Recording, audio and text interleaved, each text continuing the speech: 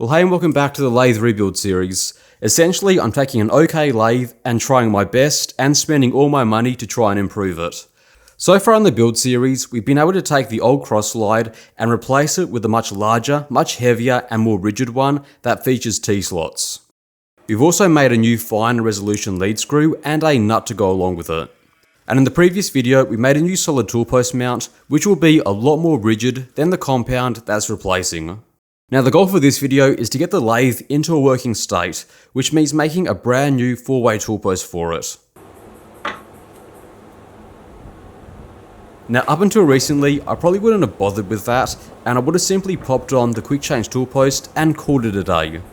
But in the past few months, I've gone back to using the old 4-way tool post, and a few of you have been asking why. There's a few reasons for it, but the biggest one is just that it was a lot more rigid than the quick change tool post. Don't get me wrong, it was a good quick change tool post, and for 90% of the stuff it was fine, but when it came to parting, it did struggle a little bit. And that's probably not a huge surprise because parting is probably the most demanding operation that a lathe can do. And I've been making parts recently that needed a lot of parting, and I was going through inserts a lot faster than I wanted to. Now switching back over to the 4-way tool post meant that the inserts were lasting a bit longer, but still not as long as I was hoping. And that was one of the big motivating factors for doing this upgrade. The goal is simply to break less inserts whilst parting off. The other reason why I've switched back to the old tool post is simply down to the fact that I am using the lathe a bit differently these days. When I was using the old lathe and when I first got this one, it wouldn't be uncommon for me to have 10 or 12 different tools of various sizes on standby in little holders ready for me to swap out and use. These days, however, I probably use less than half of that, and I use one tool probably 90% of the time, so I don't need to swap out the tools all that often. On top of that, all the tools that I do use, with the exception of the boring bar, all cut at the same height. So I don't really stand to benefit from the height adjustment features that you would get in a quick change tool post. Now this could definitely change sometime in the future, but the way that I see it, I'm currently better served using a 4-way tool post than I am with a quick change. Now again, I could probably slap on the old one and simply call it a day, but the old one is set up for taking 16mm shank tooling, but all of the tooling that I've bought is 12mm. Another problem that I'm running into is that it's not currently tall enough to take the boring bars that I currently use. Which is why every time I have to do boring, I have to switch over to the quick change tool post. So instead of modifying it and then having to worry about mucking around with shims to bring the tools up to the correct cutting level, I'll simply rebuild it, and that should do me well for the foreseeable future.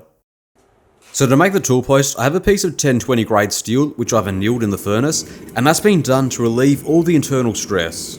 I don't want the internal stresses of the steel warping it as I machine it, which it absolutely can do with cold rolled steel. The process for doing this is pretty straightforward. You put it in the furnace, take it to red hot and let the temperature soak all the way through.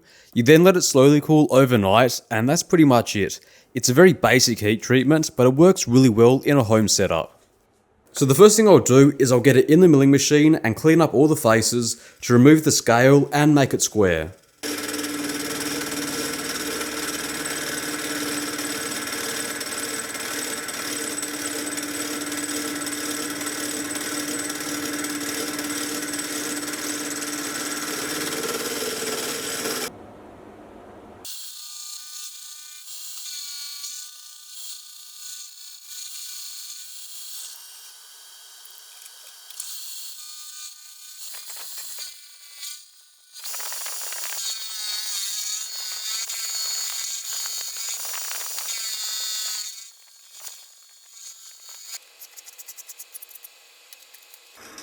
With it now cleaned and squared up, I'll find the center and then drill a hole all the way through it. This will be for the mounting stud.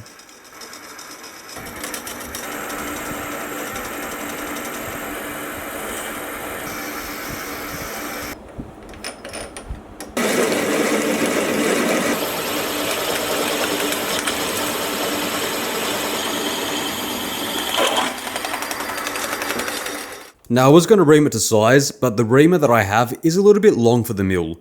Thankfully though it wasn't a huge problem because I'm not going to be using that part to locate the tool post. Instead, what I'm going to do is make a counterbore, and I'm going to use this and the tool post stud to make sure that the tool post locates concentrically on the tool post stud.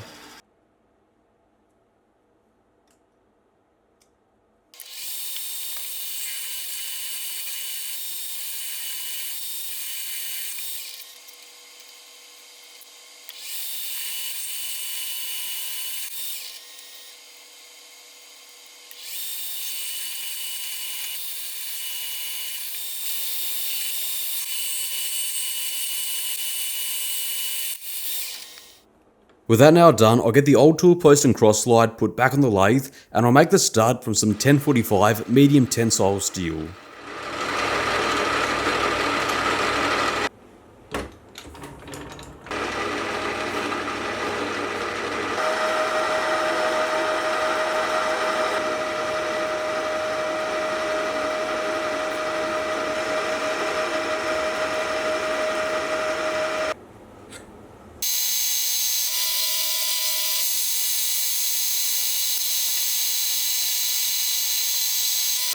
Now the tool post stud is going to be a lot wider at the bottom, and this will be for locating and keeping the tool post concentric on the tool post stud. So I'll use the lathe to take it down to close to final diameter, and then I'll sand it down to get the fit as good as I can possibly get.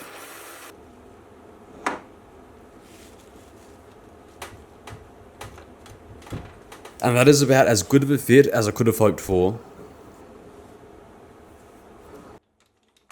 I'll now use the button die to cut some M12 threads.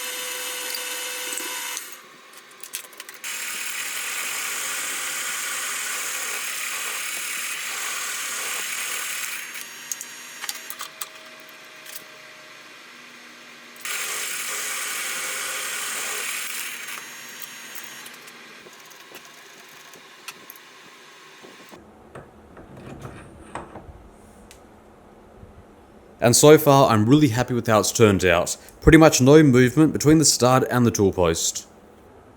I'll now take the chuck off, and then I'll replace it with the dead center.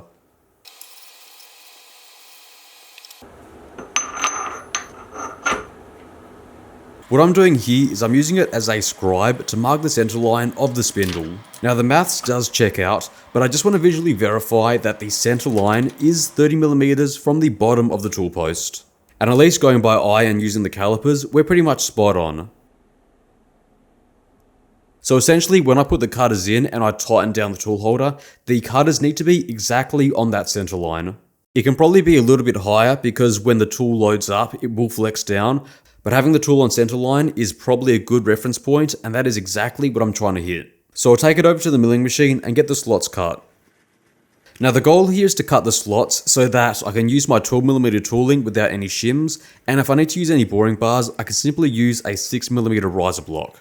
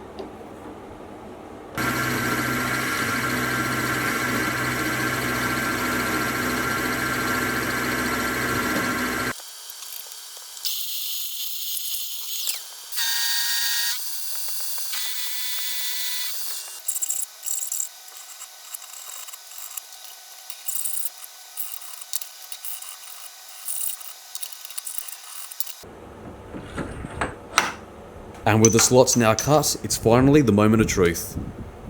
And at least to me, I'd say that is pretty much spot on. All in all, good stuff. Now I probably could have left it here, but I bought the block to be a little bit oversized, and if I leave it like this, well, filming the cutter is going to be a little bit difficult. I've got the camera in its highest position on my tallest tripod, and even this, well, this is probably the bare minimum that I'd want to film. Thankfully though, I can safely take off about 50mm without worrying too much. So I'll go and remove the bulk of it with an end mill, and then I'll come in afterwards with a fly cutter.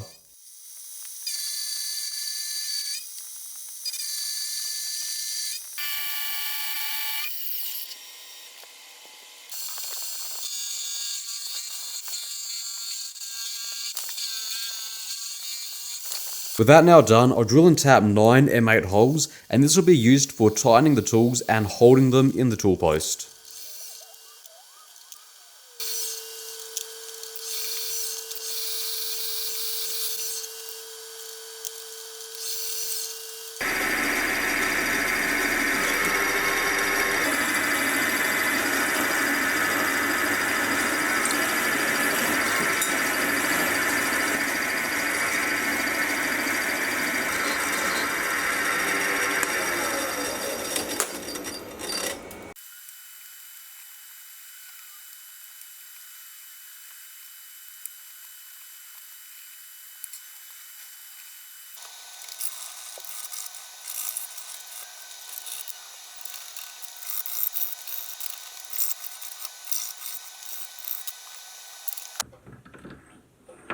And so far, except me being a little bit clumsy with the file, everything's come out looking really nice. However, at this point, we did run into a small problem. Now, if you didn't already know, with most 4-way tool posts and stock compounds, there's usually a spring-loaded pin which is located in the compound, and this is able to lock into a recess that's machined in the bottom of a tool post body. Now there's usually 4 of them, essentially 1 for each tool. The pin will lock into the recess, and it means that your tool is going to be in exactly the same spot as it was before. And it simply means that you don't have to reset your tool position on the DRO. Now the stock design was simply a spring-loaded pin, and it's safe to say that it didn't work all that well. The recesses are really poorly machined, and there was a lot of movement, and as a result I could never get the tool back to where it originally was. It would always be off by about 0.1 of a mil. Now when I was redesigning it, I remembered that Curtis at Cutting Edge, when he did his tool post, one of his lathes simply used a locating dowel, which seemed to be a lot more effective than a spring-loaded pin. And the design that I was planning on using was very similar to that one. However, we do have a bit of a problem, because 2 of the 4 spots that were meant to be used by the pin locating holes were being used by 2 cap head screws. If you remember back to last week's video, I said that I was going to run into an issue when I changed the design for the tool post mount without really thinking it through. Another small issue is that because I removed 15mm off the top of the tool post, the stud is now a little bit too tall. So at this point, I did the only thing that anyone can do in this sort of situation. I had a cup of tea and I thought about what I'd done. So the first thing I would do to fix all of this is simply to make a spacer. This will sit underneath the nut, and this will be a quick and easy fix.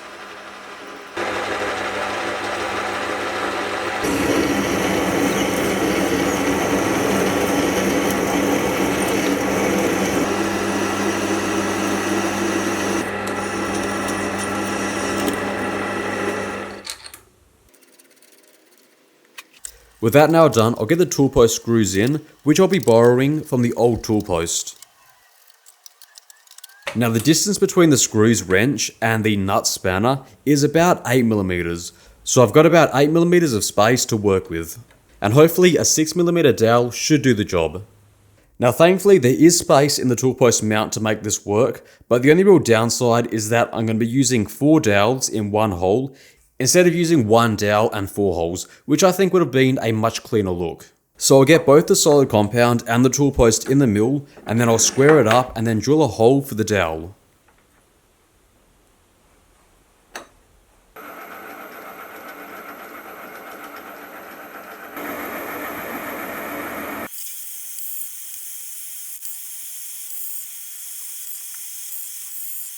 Unfortunately, the tool post stud is a little bit too tall and it's hitting the Jacob's chuck, so I'll have to go ahead and cut it down.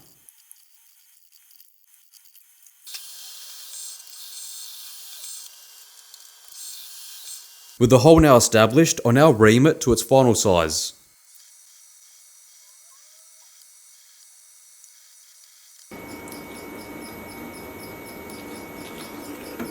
With the first hole now made, I'll then rotate the tool post 90 degrees, making sure that the mill table is locked. I'll then drill and ream 3 more holes.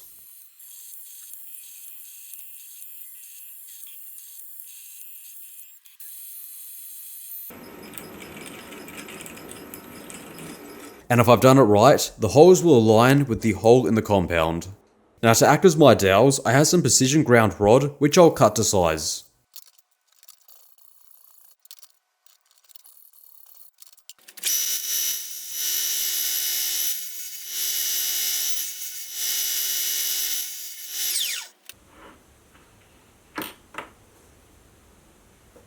And a quick test fit shows that the holes line up really well with the dowels. I think it's a really good fit with very little movement. Now obviously I can't just leave the dowels like this because I don't want them to catch on the locating hole when I spin the tool post. Naturally, it will need some sort of ball detent to hold it in place when I don't need them. Now obviously there isn't enough room to add them here, so I'll have to shift the hole over to get a bit more room. So I'll drill the holes all the way through until they reach the dowel holes.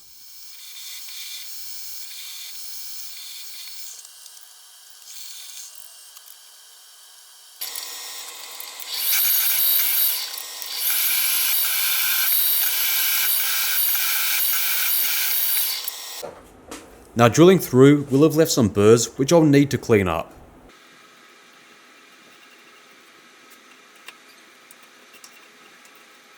I'll then tap them for M6.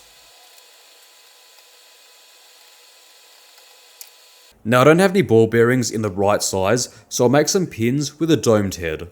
And the tool post is far enough along that I should be able to use it without much trouble, and this will give me a chance to see just how good the tool post can be.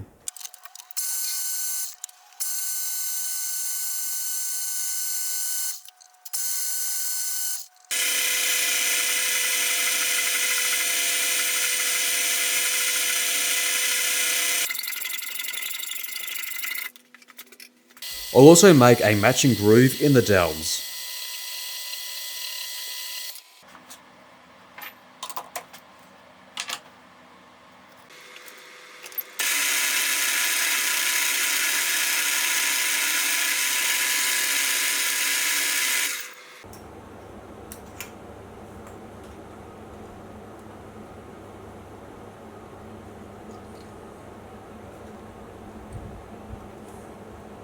And if all goes well, the spring and the pin should hold the dowels up when I don't need them. And thankfully, it's working really well. 3 more later and that's the pins done. I know this setup looks a little bit crazy, but it is going to work. However, with the pins now in place, I now can't get in with a spanner for doing and undoing the nut. Now I probably could have used the stock handle or one similar to it, there's no issues with doing that, except it can get in the way of filming, so I'm choosing to use a nut instead. Now my original workaround was to simply buy a cheap socket and then fit a chuck key into the socket. I do have quite a few spare ones and their sizes almost perfectly lined up. However, as I was about to remove a bit of material to make them fit, it turns out that chuck keys are hardened. And guess who ran out of propane when I needed it? In any event, I think the final design, which I eventually settled on, was a lot nicer. I got some scrap steel and I turned down one end.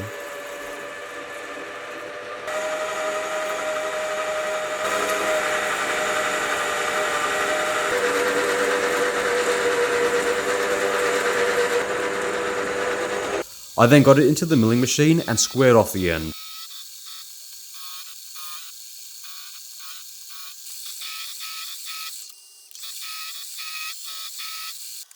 I'll then get it back in the lathe and then turn down a taper.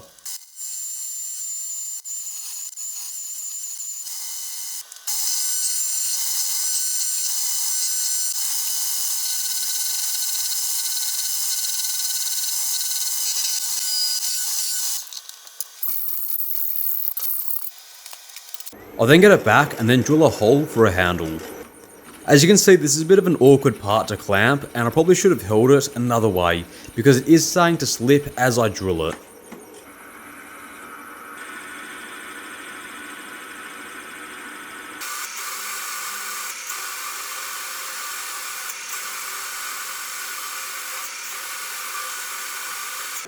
With that now done, I'll tack in a handle. Now the tack is there to simply hold it in place, and it shouldn't be under a huge amount of load.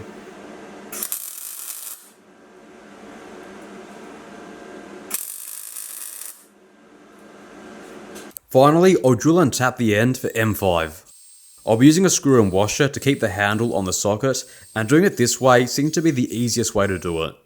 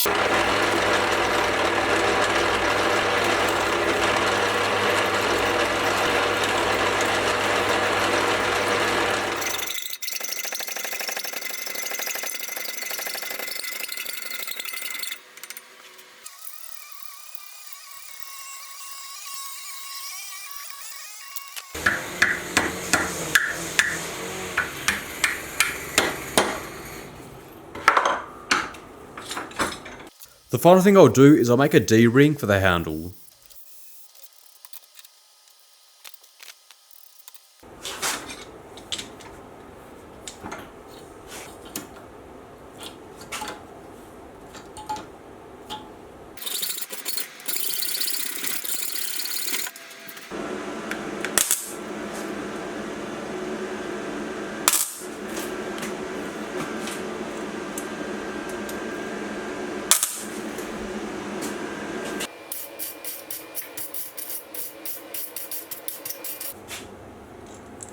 All in all, I think that looks really good.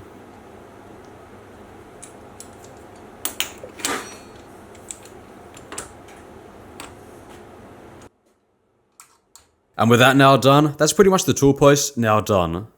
All in all, I am so happy with how it's turned out. So I'll go ahead and put the DRI back on, and then we can get on to testing it. Now I seemingly have burned through a lot of my large diameter stock, so I'll have to do some testing on some 19mm 1045 steel.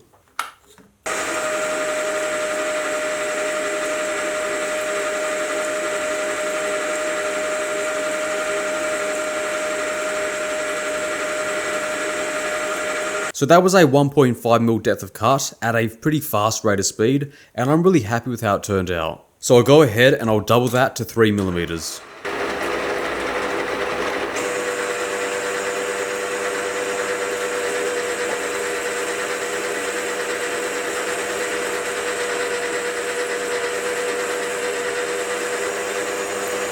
Now I am going to have to play around with the backlash in the lead screw, because the cross slide moved a little bit under load, but it is handling the 3mm depth of cut so much better than it used to. The biggest area where I've seen improvement though is with parting, because unlike before, I'm now able to part using the power cross slide.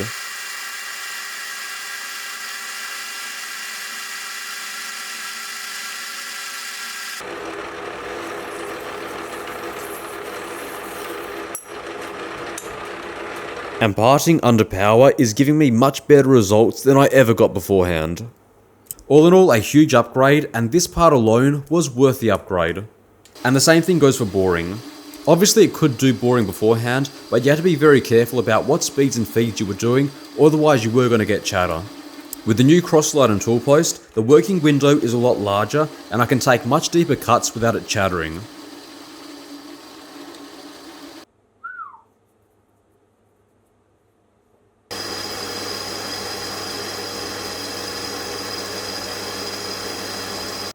And at least to me, I think I'm getting much better surface finishes from board parts. All in all, I am really happy with the lathe, and I can't wait to use it in my next project. And that about completes the project, at least for now. But don't worry, there is still a lot more that's left to be done. I still have a new spray coolant mount to make, a new compound, probably some sort of damping for the cross slide. I mean, there is still a lot more that I want to do. But at least for the moment, I'm really happy with the performance of the lathe, and I'll be happy to pick those things up at a later date. Between now and then though, I have a few other projects lined up which I think you'll like. And with that, thank you very much for sticking with this project. It's taken me several weeks longer to complete it than I would have expected it to, but I am just so happy with the final result. So thank you very much for watching, hope you enjoyed this video, and I'll see you next week.